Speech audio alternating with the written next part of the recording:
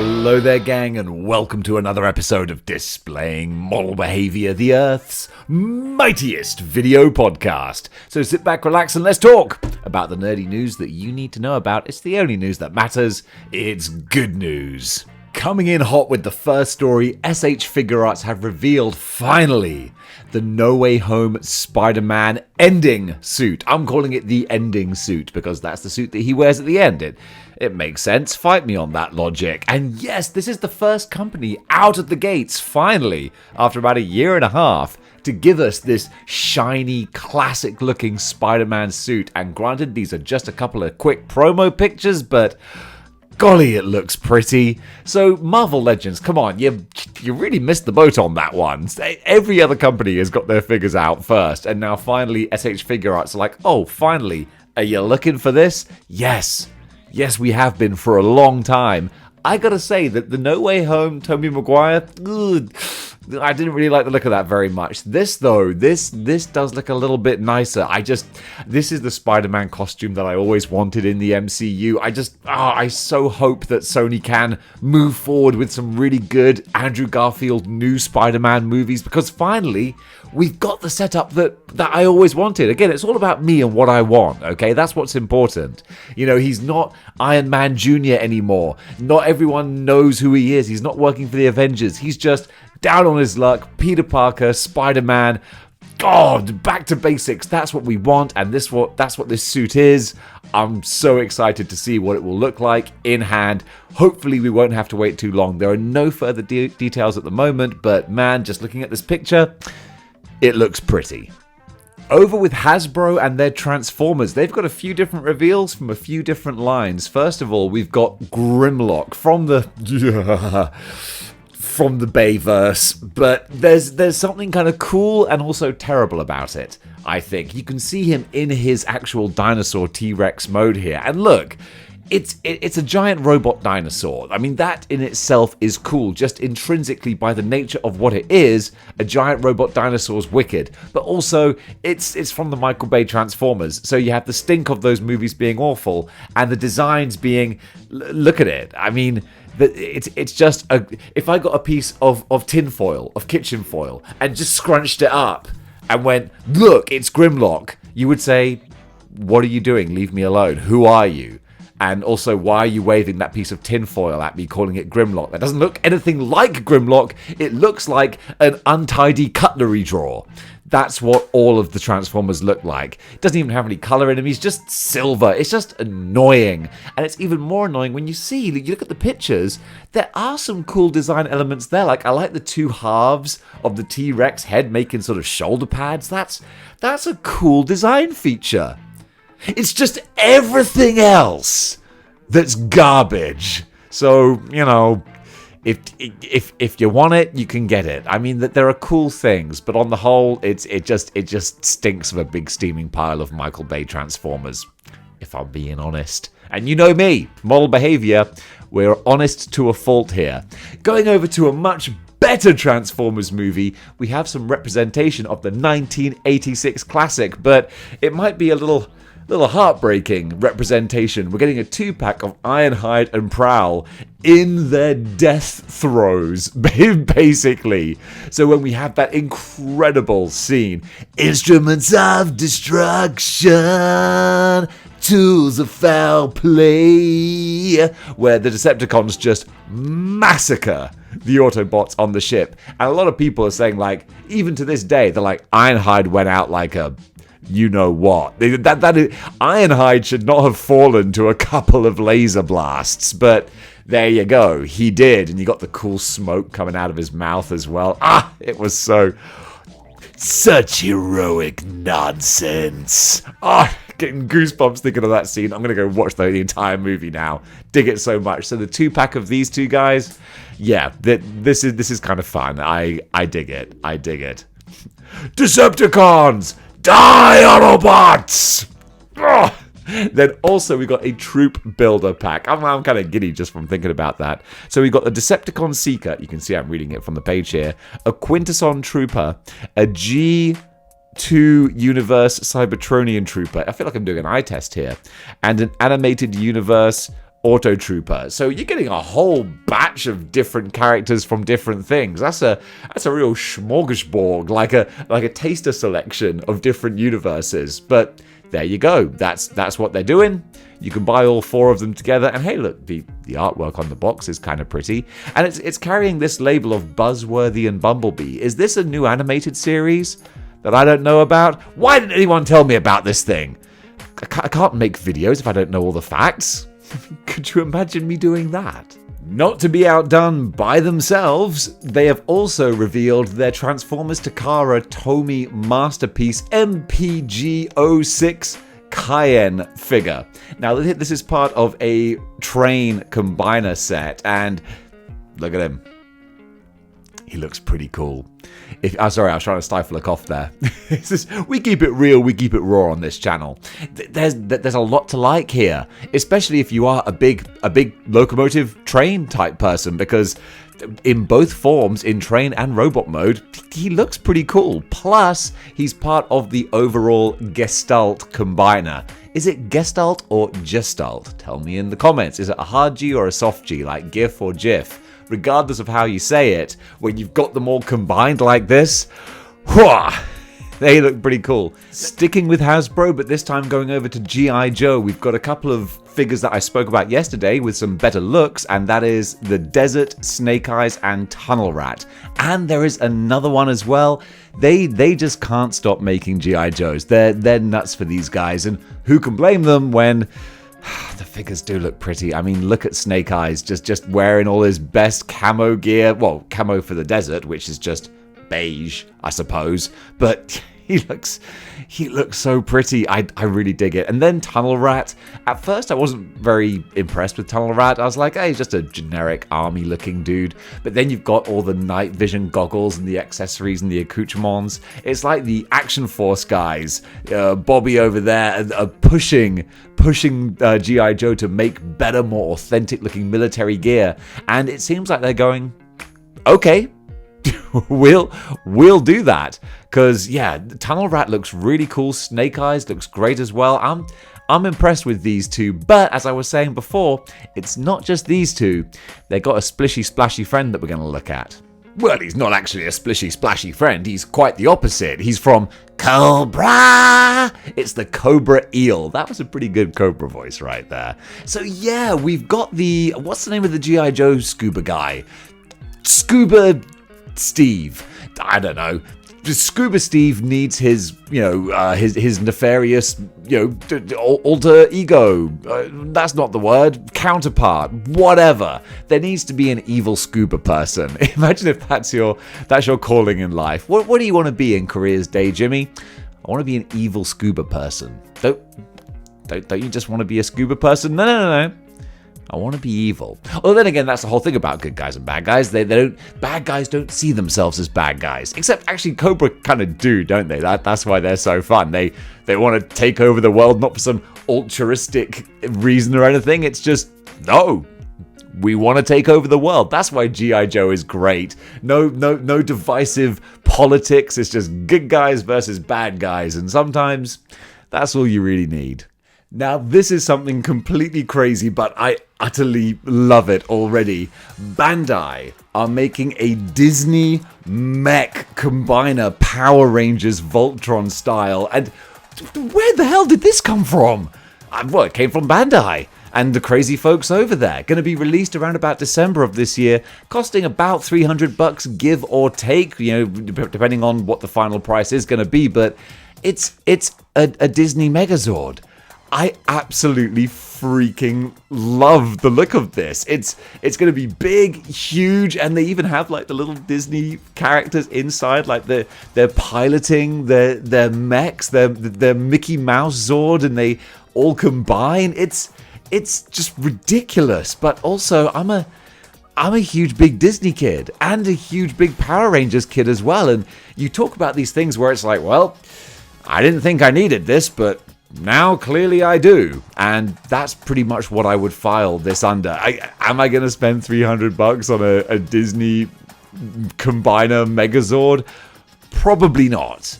But then also I look at a picture like this where it's all assembled, and it's like, you're combining all of the things I love into one gigantic mega thing that I love.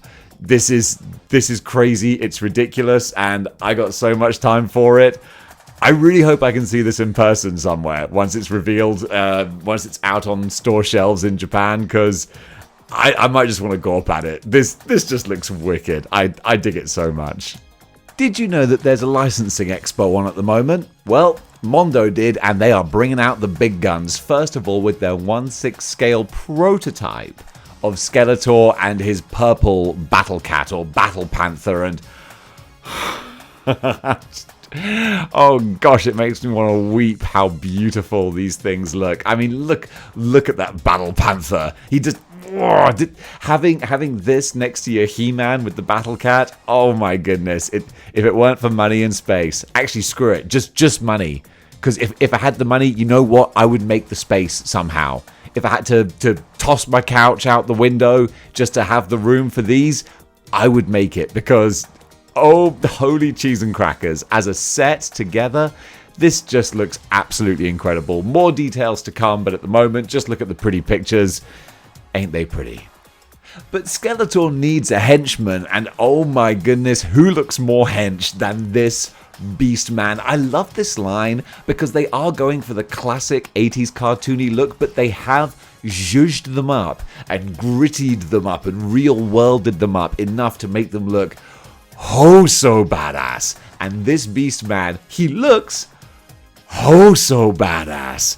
And also just the size and the scale of him is absolutely cuckoo bananas bonkers. This is 1/6 scale, but they've gone, yeah, but Beastman is kind of a giant anyway. So when you put him next to your other Masters of the Universe characters, he absolutely towers over them. This dude dominates the look of the other ones that they've got side by side. Just an absolute, dare I say, beast of an action figure. Don't have anything yet as far as pricing and release dates are concerned. This is just like a prototype. But when you see all the different sort of materials and textures they use on him as well, with chains and fur and all this different stuff, oh my goodness, this is a beautiful beast. A company called Morstrom, who I've never heard of. Have you? I don't know, but they're doing a Black Widow anime action figure. It's a model kit, but just one of those kits that you kind of you just snap it together. It's super simple. It's like the Kane RoboCop 2 figure that I made, and the emphasis is that I made it. Therefore, these things ain't difficult.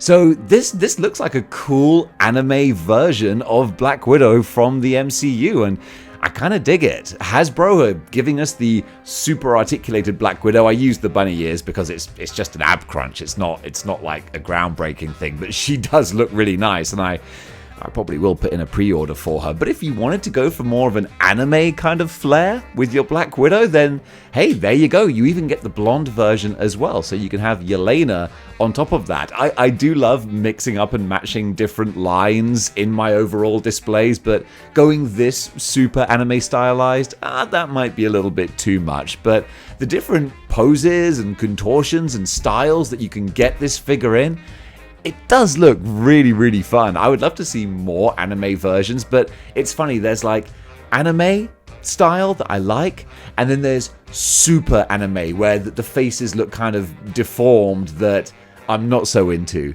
Joe Madureira in the 90s made an absolute legend of himself by finding that sweet spot where he Americanized anime just enough to give it a bit more of a Disney kind of feel. That's what works for me. This is a bit too chibi kind of looking in the face department. However, everything else I think looks really wicked. So as a fun little anomaly, this is kind of cool.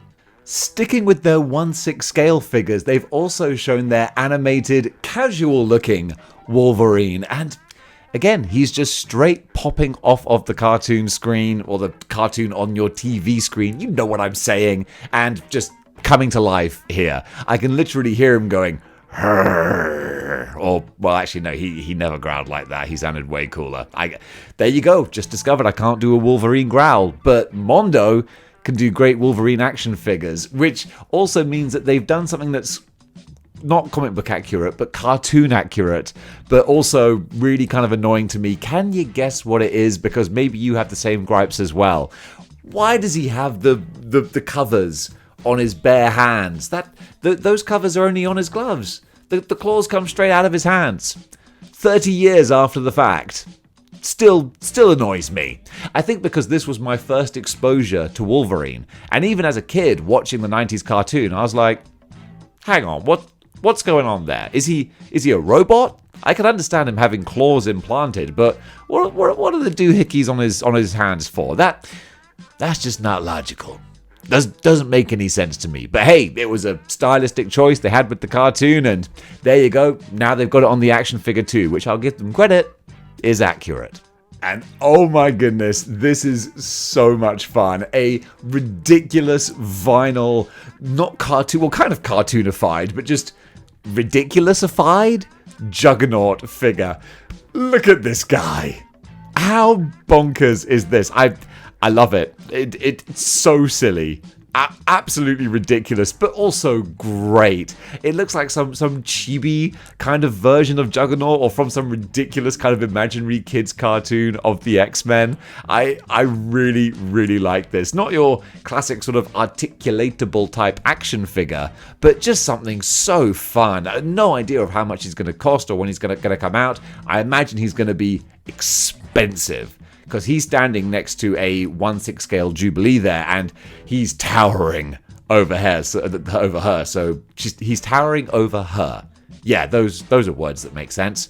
So I imagine he's going to cost a pretty penny. But I don't know, if you don't mind parting with a pretty penny, you're going to get a very pretty Juggernaut. An absolutely ridiculous Juggernaut, but I've got time for ridiculousness. This looks really fun. Mezco. Oh, Mezco. With your Void Commander and Vortex Strike mech suit, whatever you're calling it. What are you doing? Who do you think you are doing this? Making a giant, huge, big mech action figure for $350 with no crowdfunding? How is that humanly possible? Yeah, you can hear my sarcasm. This kind of blows the whole crowdfunding thing out of the water, really, doesn't it? All these companies like Hasbro and Mattel saying, oh no, these products are too niche. There's no way we could possibly take the risk on making it ourselves. You need to pay us up front before we make it. Whereas Mezco are like, this thing seems cool. Let's make it. Hopefully people will buy it. Yeah, that's how these things should work. And look, lo and behold, it seems like it's working, because this looks incredible. See, I spoke about this yesterday, but I didn't realize that A, it was going to be instantly available, and B, that it was just all of this. It's just crazy. D-Amazing has an in-hand review up on his channel right now. He managed to get his mitts on one already, and I am massively jealous, and rightly so, because this thing looks incredible. Go over to D-Amazing's channel, go watch the review, because it puts it all into perspective. $350 is a heck of a lot of money. I know it is. I'm not going to get it. That's a little too rich for my blood, but oh my goodness, I want it, because it just looks stunning. A 1/12 scale mech suit with lights and swords and transfer stickers and an action figure with cloth goods and all these accessories.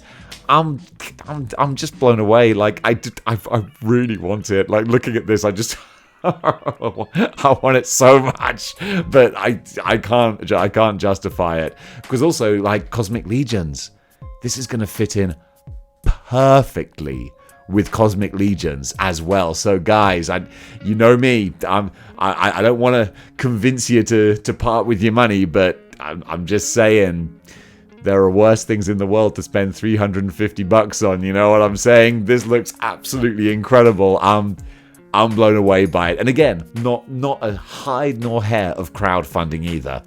That's the amazing thing. It's funny.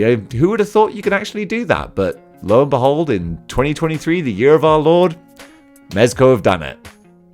Over in movie news, an interesting little story. Kevin Smith has apparently got hold of the Schumacher Cut of Batman Forever. This is one for the older school fans, us over the age of 40.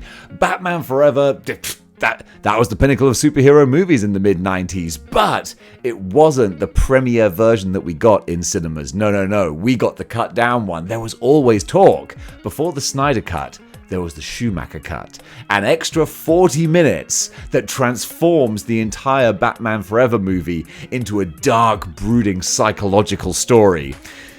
I kind of doubt it changes it that much, but I am really intrigued to see what it's like. We've seen clips. That was the thing. When the trailer came out, there was all these images of Bruce and this giant bat that he's like face to face with, and that never shows up in the movie. But it was all part of this whole psychological story that goes on with his mindset and why he is Batman that we never got to see. Well, Kevin Smith is going to be able to see it. And on June 19th, I think, only a couple of days away, he's going to be doing on his podcast and live show an in-person review of the Schumacher Cut of Batman Forever. And personally, I'm really interested to see what Kevin Smith has to say. I'm a fan of Kevin Smith. He's arguably had more misses than hits over the last few years, but I still just like the dude. And honestly, I don't think we will probably ever get to see the Schumacher Cut ourselves, us humble folk in the real world. But Kevin Smith will do, and he's going to give us his thoughts on it. And honestly, I'm intrigued to hear what they are. Also in movie news, very quickly, we have had a new image, a logo revealed for the new Ghostbusters sequel, the sequel to Afterlife, coming out next year, I think, and this is it. At first I thought the logo was just scratched, and then eagle-eyed people are saying that no, that this is ice, like it's been frozen, so I don't know. Cold Day in Hell, maybe? That's a name that people have been throwing around. Maybe it's a Day After Tomorrow type thing. Maybe there's a ghost that coats New York in ice and snow. I don't know, but I really enjoyed Afterlife. There was a lot of just fan service nostalgia, but there was also a pretty fun movie in there too. So coming on next year, if it is next year, I think it is, I'm going to be excited to see more Ghostbusters. Over in Cosplay Corner now, I want to recommend Abby K Cosplays because, oh my goodness, I love it when you get someone who actually has a superhero physique to do superhero cosplays. This lady is put together. She clearly eats a lot of protein and puts in her time at the gym, and it shows. So yeah, the main thing that caught my eye was the JoJo's Bizarre Adventure cosplay, which again, being kind of totally jacked and put together, she looks like that big, tough, badass anime character. But then she's got so many other cosplays on here as well. Starlight from The Boys, we got a Berserk style one, just some random Christmas things and a few other random points in between. Random being the word of the day, but what the hell, I'm trying to just give an excuse to scroll through a few more pictures while I espouse the virtues of a lady who works out. Well, what can I say? I'm a sucker for a woman who lifts, and maybe some of you guys are too. So go give her a follow because dang it, you guys carry on with your business. I'm just gonna stay on this page for a little while. Over in Creator Corner, I want to highlight Fuman Studios. I saw this posted on the Model Behaviour Facebook group. Don't go join it? No, that's not what I'm telling you. Do go join it if you want to see other cool stuff like this. Fuman Studios making a Calypso action figure. Finally, stepping up when Hasbro refused to take the call to action. Calypso was kind of the partner / romantic interest of Kraven the Hunter for a while, and she's a kind of a voodoo type sorceress kind of person, adding a little bit of mysticism to the overall Kraven package. And yeah, she's a really cool character that's a little bit cheesecake, and maybe that's why Hasbro Legends haven't jumped at the chance to make her yet, because there's a little sort of boob window action going on there, which you all know me, I'm not mad about, but maybe they don't want to go down that direction, which is a shame because she's a really cool character. Luckily, Fuman Studios have stepped up and they've made a tasteful, very well put together version of her. So yeah, credit to you guys. This looks awesome. And gang, that does it for Good News for today. Thank you so much for watching. What did you think about the stories covered? Comment below. Let me know. And if you like what you see here and you want to see more, then you know what you gotta do. You got to join the 6-1 clicks by clicking the like, share, and subscribe buttons. And if you want to go one step beyond in supporting the channel, well, you can do by going over to patreon.com/displaying-model-behaviour. Toss a couple of bucks my way. You can watch all the exclusive videos on there and help me keep the lights on and fix my teeth. Yeah, that's where most of the money's going. So, gang, thank you so much for watching. And until next time, keep displaying model behaviour.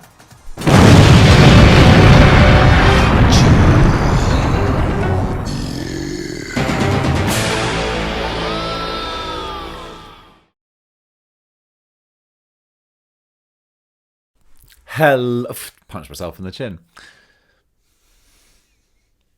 Hello there, gang, and welcome to Displaying Model Behaviour. We got a whole bunch of nerdy news. Why did I hit my knees? I hit the table. That's what happens when I try and change the intro. This is to save time. I want to go to bed.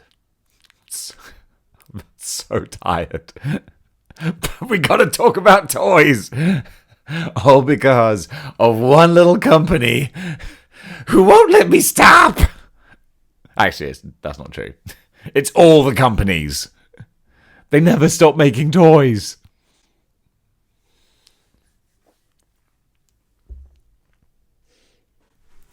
Ow, come on. Hello there, gang, and welcome to another... It's just not meant to be today. It's just not meant to be. Cup of coffee.